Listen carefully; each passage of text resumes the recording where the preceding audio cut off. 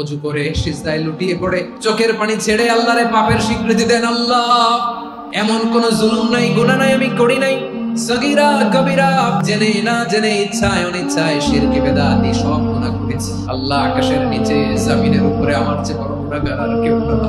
চোখের পানি ছেড়ে আল্লাহরে বলেন, আল্লাহ, আমি ছাড়া তোমার গোলামের অভাব নাই, তুমি ছাড়া আমার দ্বিতীয় কোনো রব নাই, তুমি ছাড়া তো কেউ আমার গুনাহ ক্ষমা করার নাই, তুমি আমার রব, তুমি আমার সব। বলতে পারবেন এই তাকরীর আমার পুরোকালী এই স্বীকৃতিটা দেখতে আল্লাহ বড় ভালোবাসেন, কারণ আমরা সবাই গুনাহগার, আমরা সবাই কি বিষ্ণু বলেন কুল্লুকুম খাত্তাউন, বনি আদম তোমরা সবাই পাপী। সবাই কি? সবাই পাপী, আমরা সবাই পাপী। আপন পাপের বাটখারা দিয়ে অন্যের পাপ মাপি। আমরা যে পাপী এটা ভাবতে মনে চায় না কারণ, খালি অন্যের পাপ দেখি আমরা, এটা ভুল। ওর এই পাপ, ও পাপী, ও জালেম, ও জাহান্নামী, এরকম একটা টেন্ডেন্সি। আমার যে কি হালাত এটার খেয়াল নাই, খেয়াল করতে হবে যে আমি সবচেয়ে বড় পাপী। ঠিক কিনা বলেন? পাপ করি নাই এমন কেউ আছি? হ্যাঁ আছি।